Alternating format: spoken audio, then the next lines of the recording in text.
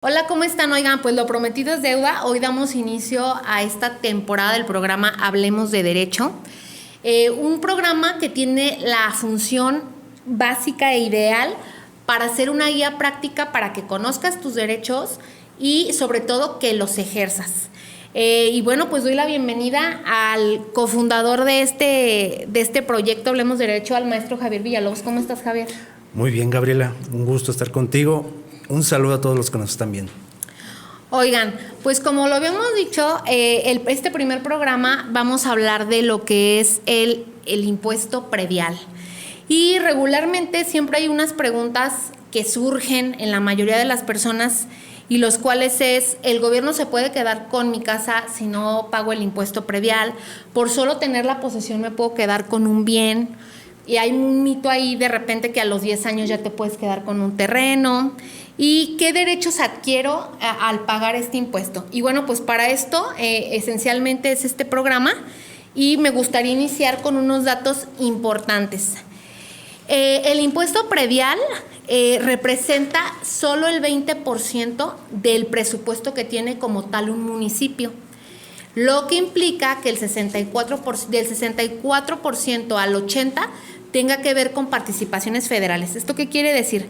Para los que no lo sabían, las participaciones federales regularmente vienen etiquetadas para obra. Entonces quiere decir que el ingreso más fuerte para un municipio, que es el impuesto predial, es para lo que se utiliza para bacheo, luz, todos los servicios que brinda el municipio. Entonces, al ser tan reducido el ingreso que se obtiene por esto, pues de alguna manera delimita o limita el actuar del gobierno. Y también es importante que sepan que si tú estás pagando tu impuesto, pues tienes derecho a exigir los servicios básicos. Entonces, pues son datos que realmente son interesantes, que es importante que los conozcamos. Y bueno, pues para esto vamos a iniciar con una pregunta para Javier, que nos explique qué es este impuesto predial, cuál es la diferencia con otros impuestos y a qué tenemos derecho con ello. Muy bien. Como su nombre lo indica, el predial es un impuesto. Y un impuesto quiere decir que es un tributo. Quisiera devolver la pregunta a Gabriela. ¿Crees que la palabra tributo tiene una buena connotación en los ciudadanos? Yo creo que no, ¿no? No. Bueno, yo creo que sería como que lo sienten como una obligación, ¿no? Exactamente, es una obligación carga. Y esa connotación viene desde su origen. La palabra tributo, de hecho, es una terminología antigua que se aplicaba para la conquista. Significa que aquel pueblo, aquel ciudad que era conquistada o que era vencida en guerra, tenía que pagar un tributo. De ahí surge el término en el sentido que era aquello que pagaba el vencido al vencedor en una contienda. Posteriormente, en la Edad Media, donde ya se le fue dando una formalización más apegada al derecho, era el valor, el monto que pagaba el siervo al conde o de alguna manera dueño de la demarcación, los reinos, los famosos reinos. Pero aún así seguía guardando esta connotación negativa en el sentido de que el siervo tenía que pagar un tributo por el hecho de proteger. El señor del reino, protegía al siervo sobre todo de vándalos y de algunas invasiones, pero a cambio el siervo tenía que pagar un tributo. Entonces, de ahí surge toda esta serie de impuestos. Todos los impuestos son un tributo y, por supuesto, el impuesto predial también lo es. Ya en nuestro medio actual, el impuesto significa, como bien lo dijo Gaby, una obligación. Y es una obligación sin contraprestación. Esto es importante porque, a diferencia de otras contribuciones o tributos, que adelante voy a referirme, el impuesto no significa para el ciudadano ninguna contraprestación. Es un pago que tú haces al gobierno, al Estado, sin que el Estado te retribuya nada de manera inmediata.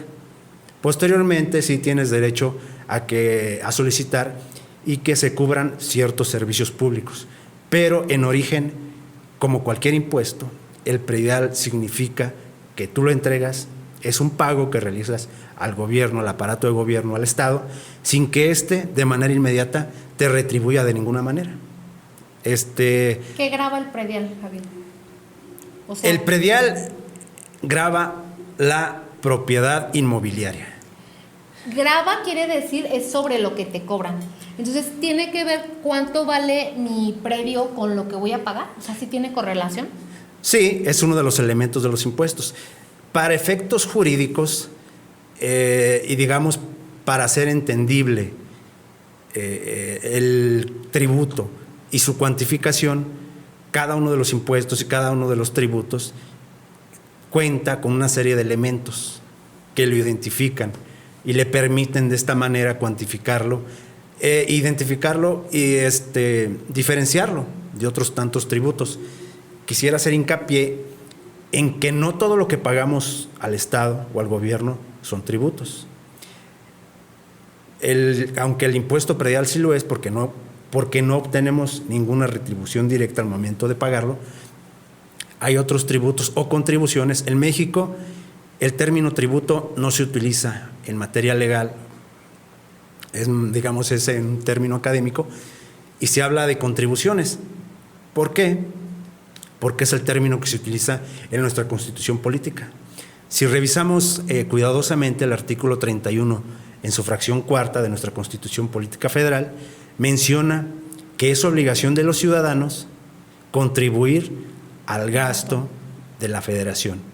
Entonces, de ahí deriva precisamente esta obligación de pago de las contribuciones. Contribuciones ahora. ¿Por qué? El legislador sabe, igual que nosotros lo hemos dicho en este momento, que el término tributo tiene una connotación negativa. Entonces, digamos, para maquillar este aspecto, en nuestra Carta Magna, en nuestra Constitución Política Federal, se utiliza el término contribución. ¿Por qué? Porque la contribución tiene un aspecto de voluntad. Tú contribuyes, quiere decir que tienes voluntad de contribuir, de realizar tu pago. Y en efecto, todos los ciudadanos acudimos a hacer un pago, un tributo, pagamos un impuesto, porque tenemos la voluntad de que a cambio se nos regrese un beneficio, casi siempre en servicios.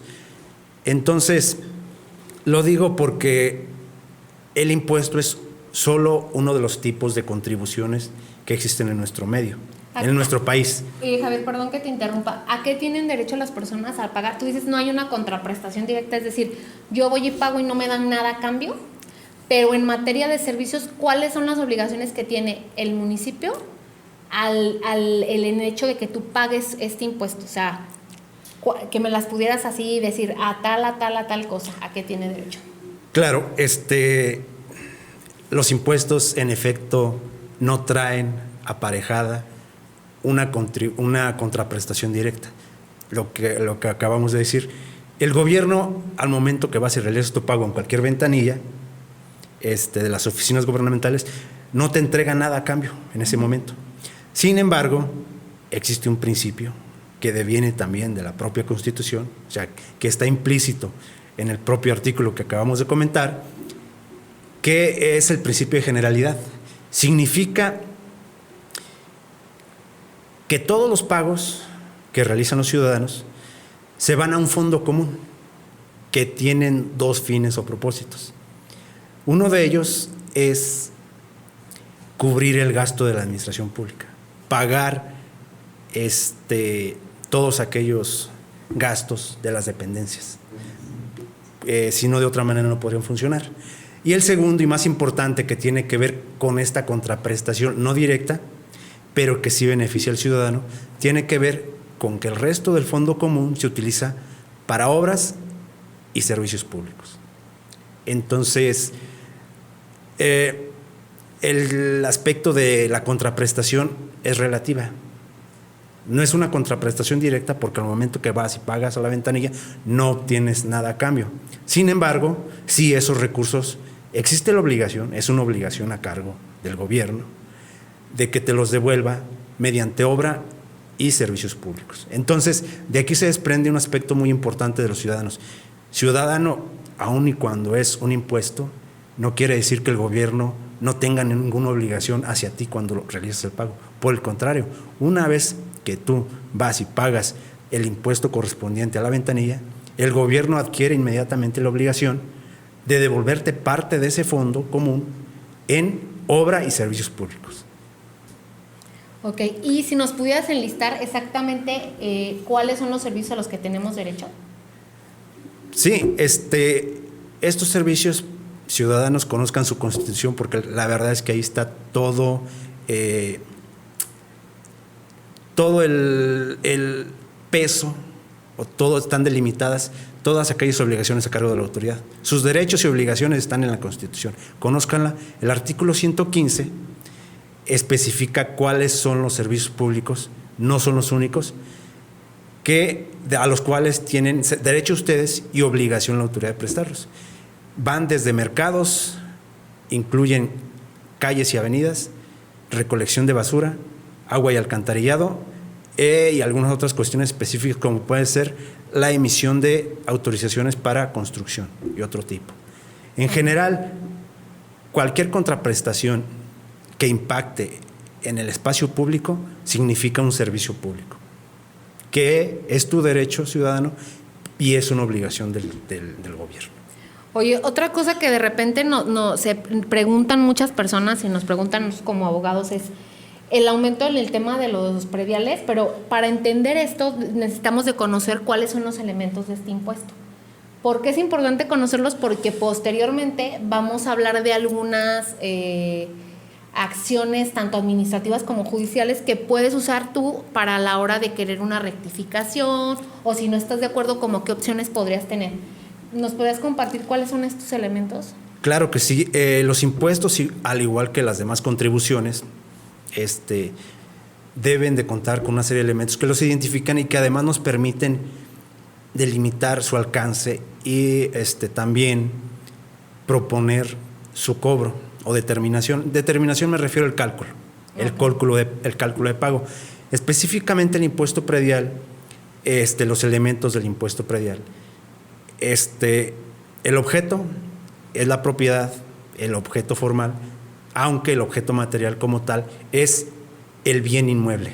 El bien inmueble, pues. Exactamente. La casa o el lote, ese es el objeto. Sí, en lo específico, bien inmueble puede ser el predio o la casa construida en el predio. Okay. O pueden ser ambos, solo el primero, el segundo obvio debe estar sobre el primero, pero puede ser solo el predio o pueden ser la construcción y el predio.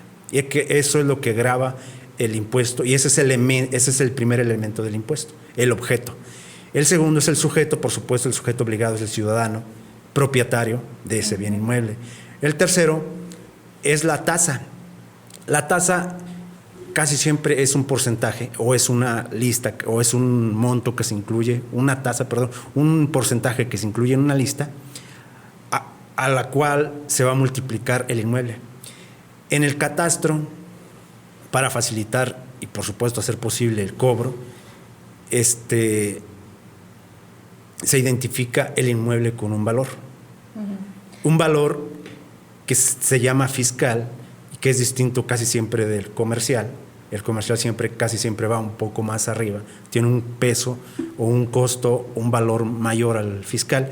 Y ese valor fiscal es el que se multiplica a este segundo elemento, que es la tasa. El tercero sería sujeto, objeto, tasa, okay. Digamos que los elementos básicos. Algo importante que decía Javier es que a veces hay dos formas de calcularlo, o sea, solamente a veces graba la construcción, se graba la construcción y se graba el predio, porque hay dos tablas, hay tablas de uso de suelo y tablas de construcción. Pero para que lo entiendan es, si nada más tienes tu predio construido, sin construir te van a cobrar las de uso de suelo. Si está construido te cobran la construcción y el suelo. Que eso nada más es para fines que ustedes lo vayan como conociendo. Sé que son de repente como términos complejos, pero ¿cómo lo podemos identificar? Pues sabiendo que se nos cobra bajo dos tipos de tabla, en caso de si está construido o no. Y que esto es importante que lo conozcamos, porque más adelante vamos a hablar precisamente de lo que tienen que ver las tablas con esto. Y pues nada más comentarles, si les está gustando el programa, no olviden seguirnos en nuestras redes sociales, que es Hablemos de Derecho 3 en Instagram y Hablemos de Derecho en YouTube. Ahí nos pueden dejar sus preguntas y nosotros las vamos a estar respondiendo a lo largo del tiempo que nos quede para el siguiente capítulo. Bueno, pues ahora otra pregunta que es de repente como muy común. ¿Hay beneficios fiscales para este tipo de pago? ¿Qué es un beneficio fiscal? Alguien que tiene un descuento en el pago del impuesto predial. Lo más común, que esto lo sabemos, pues son jubilados, son personas de la tercera edad. Ahorita en algunos municipios hay para jefas madres de familia que también tienen un descuento.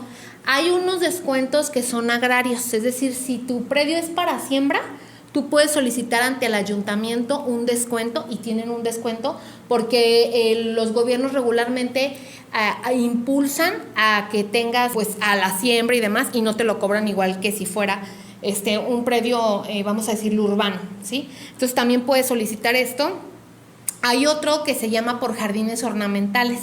Es decir, si tú tienes un buen mantenimiento en tu terreno, no el baldío donde está toda la fauna nociva, sino como tal que tenga un buen uso, que sea un jardín ornamental, se puede, y hay también unos que son de valor histórico.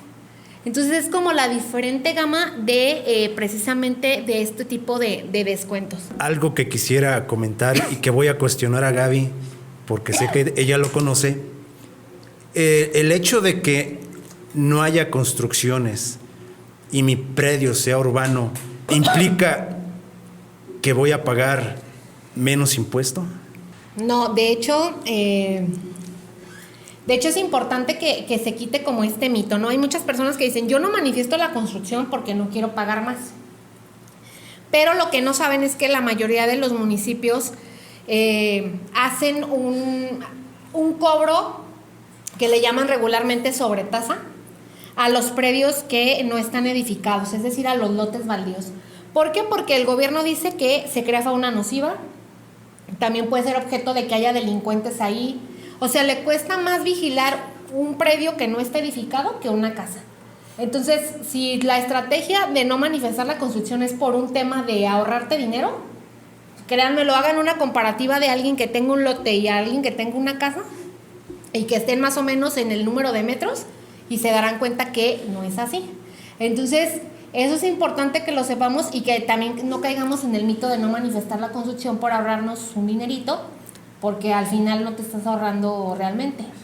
Así es, algo muy común en la zona metropolitana donde vivimos es que la gente suele pensar que debido a que su predio está sin construir, va a pagar menos impuesto predial. Tratándose de zonas urbanas o lugares donde ya hay urbanización, esto no siempre aplica. De hecho, es lo contrario. Casi siempre un lote sin edificar dentro de una ciudad va a pagar más impuesto predial por estas circunstancias que nos comentaba Gabriela. En ese sentido, ciudadanos, revisen su estado, su predio.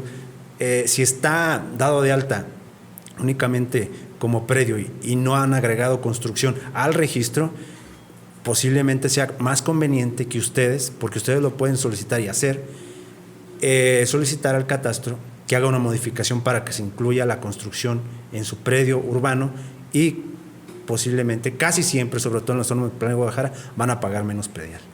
¿Cómo se pueden dar cuenta si tienen manifestada la construcción o no? Viene, de hecho, en la descripción de la cuenta. Si ustedes, en el recibo del predial, ¿no? En el recibo del predial lo puedes solicitar una constancia de inscripción en el catastro y la cuenta, casi por regla general, viene antecedida de una letra. Si la letra es una U, significa que está tipificado como un predio o un inmueble urbano. Si es una R, es un predio rústico. Y las demás características, pues ya ustedes podrán indagarlas directamente en el catastro, en el sentido de si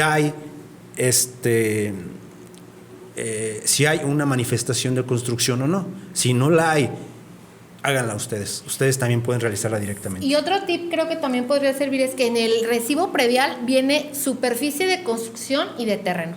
Si solamente viene superficie de terreno, pues que sí que no tienes manifestada la construcción. Entonces es lo mejor como regularizarte y sobre todo porque en algún momento vas a tenerlo que hacer porque ahorita, de hecho, hay muchos municipios que están haciendo incluso con satélites sobrevuelos y ven si ya tienes construcción y al siguiente vez que pagues tu predial seguramente te lo van a cobrar. O incluso si planeas vender tu casa, pues también es mejor tenerlo de una vez manifestado, porque obviamente entre más construcción tenga, pues más vale tu predio, ¿no? Ese es como un mito que también de repente surge mucho. Oigan, pues nos vamos a ir a platicar con ustedes un poco sobre recursos que tengo si no estoy de acuerdo con lo que estoy pagando. Yo les voy a compartir los que son los administrativos. Javier nos hablará de los que son legales. ¿Cuáles son los recursos administrativos? Los que yo puedo ir a solicitar directamente a la autoridad, es decir, al catastro yo voy y le digo, oigan, no sé por qué me está llegando tan caro y me gustaría que hicieran una aclaración respecto a esto. Y ahí puedes pedir, hay una cosa que se llama reconsideración de valores, es decir, si yo considero que a lo mejor yo vivo en un lugar donde no es tan la plusvalía, porque todos sabemos que las colonias pues tienen, que unas tienen más cara y otras. Entonces, si yo no estoy de acuerdo en eso, puedo pedir una reconsideración de valores de construcción y de suelo. Hay otro recurso que se llama por detrimentos en la superficie. Esto quiere decir que si el terreno es muy grande, sobre todo si excede de los 40 metros de fondo y a lo mejor está sobre una avenida, pues el frente tiene un valor y la parte posterior tiene otro. Entonces, podría solicitar este detrimento con el fin de que bajara el pago. Y por último, hablarles de la solicitud de devolución por pago de lo indebido. Es decir, si al final se resolviera que efectivamente hay un error o que me están calculando la casa con valores, sobre todo creo que donde hay más problemas en los de construcción, puedo solicitar que me hagan una devolución por pago de lo indebido. Si hubo un error a la hora de cuantificar también el impuesto, pues esto lo puedo hacer de manera directa en el catastro municipal. Y bueno, Javier nos hablará entonces ahorita de los que son los recursos legales. Legales o judiciales. Como bien lo comentaba Gabriela, los trámites administrativos o recursos administrativos son solicitados directamente ante el catastro. Yo voy a hablar de los juicios o instancias que pueden ser solicitadas por el particular en contra del pago o incluso de la determinación. Aquí hay dos momentos distintos. La determinación significa cuantificar el monto del impuesto. El pago como tal es el acto en el cual tú entregas en tu ventanilla el pago de ese impuesto. Entonces, básicamente, en el medio legal existen dos grandes juicios, que es el juicio de nulidad y el juicio de amparo. En el juicio de nulidad, pues, como ya les comenté, vas a impugnar determinación, pago e incluso en algunas situaciones pago de lo indebido. Pago de lo indebido quiere decir si tú detectas que hubo un error en el cálculo del monto que te fue cobrado, puedes también impugnarlo mediante el juicio de nulidad, que se solicita ante quién, ante el Tribunal de lo Administrativo o de Justicia Administrativa, dependiendo de la entidad donde nos estén viendo. Es un juicio ágil, a diferencia de, digamos, los juicios ordinarios que se ventilan en las otras instancias, pero con algunas peculiaridades. Sobre todo en materia fiscal se trata de una materia de estricto derecho, que quiere decir que debes de ser muy claro en tu demanda. Entonces va a ser muy importante que se sepan asesorar de un buen abogado. Eso por lo que vea el juicio de nulidad. El juicio de amparo, pues muchos ya lo conocemos. Ahí impugnamos, reclamamos violaciones a garantías o derechos humanos. ¿Qué son las garantías y los derechos humanos?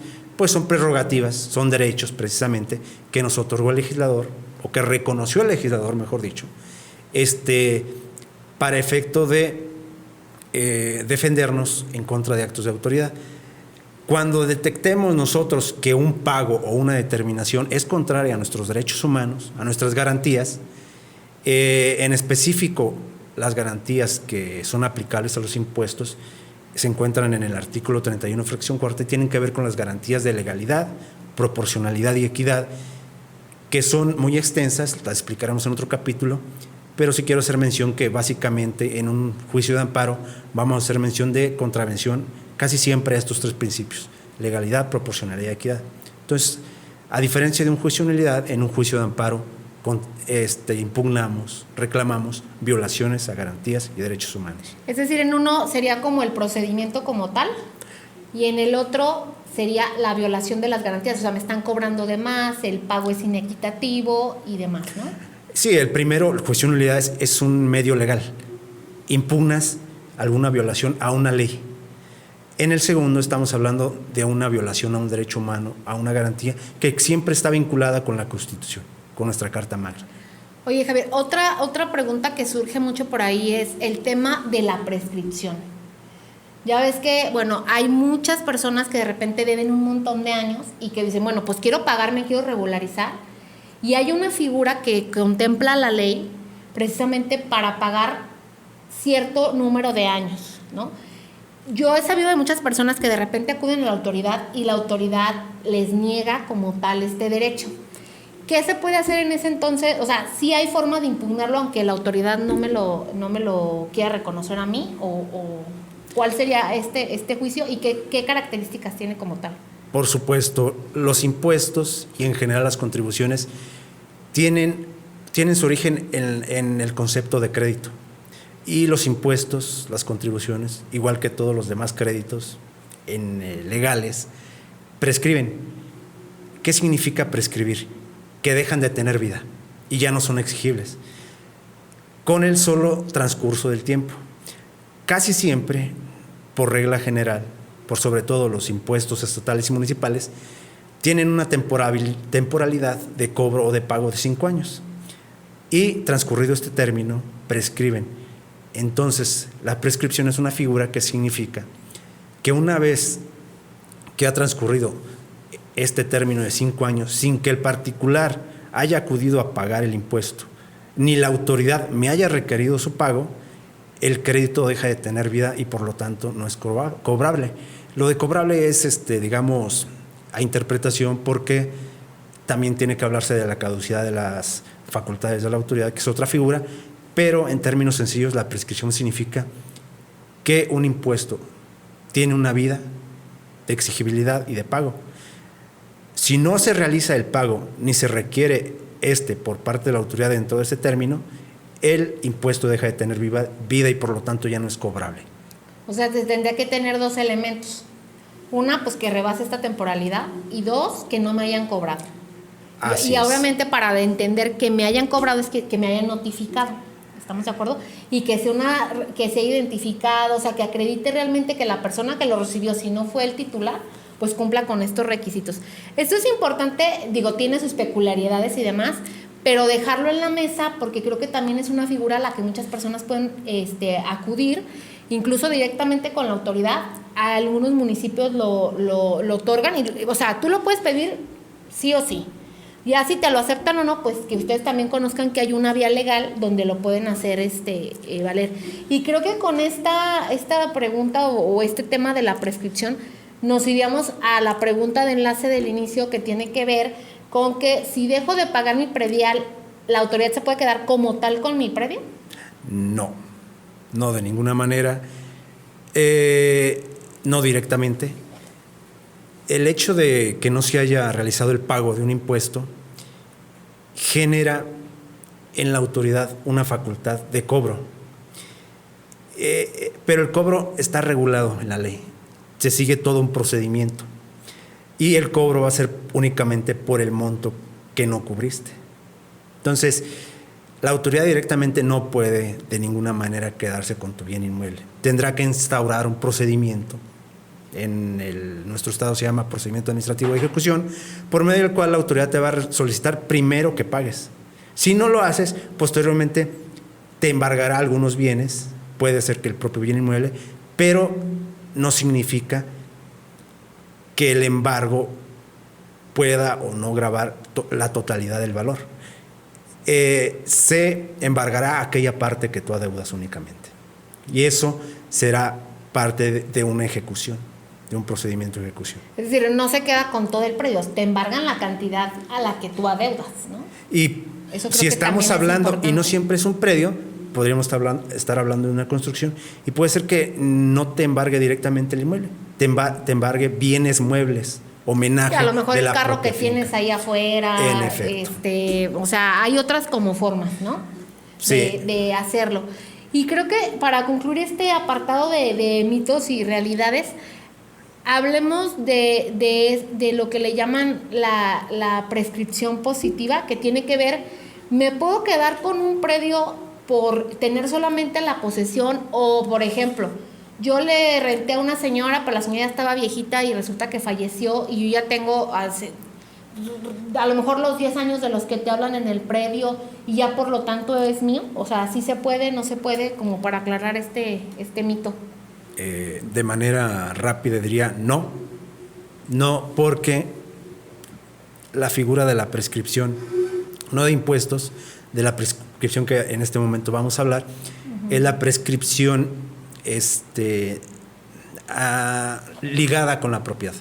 Prescripción positiva también puede ser prescripción negativa, para apropiarse de bienes inmuebles. En ese sentido, por regla general, por ahí de mediados de los 90, surgió un criterio de jurisprudencia que sigue siendo aplicable, porque sí, mucha gente, hubo muchos litigios en los cuales se hacía esta pregunta: ¿puedo quedarme con un predio con el simple hecho de instaurarme dentro de él? Y pues no. Yo le devolvería la pregunta a Gaby: ¿crees que sería honesto y justo que una persona que no es propietaria en origen de un inmueble o de un predio se quedara con por el solo hecho de que estuviera vacante y se colocara dentro de él? Pues yo seguramente, mi respuesta es claramente no. Si tú fueras el propietario del predio, ¿qué significará que una persona distinta fuera y se constituyera en tu inmueble? Pues literal un robo, ¿no? Es un despojo, ¿no? O sea, me están quitando algo que es mío. Entonces, creo que es una pregunta importante, porque mucha gente piensa que es muy fácil de acreditarlo, o que yo ya tengo los recibos de 10 años del predial, del predial o del agua o no sé qué, y ya por lo tanto me voy a quedar. O sea, tú tienes que acreditarle a la autoridad de qué forma ahora sí que obtuviste el predio, ¿no? Y claramente, si tu origen es un arrendamiento, pues no es un documento válido ni demás, ¿no? Entonces,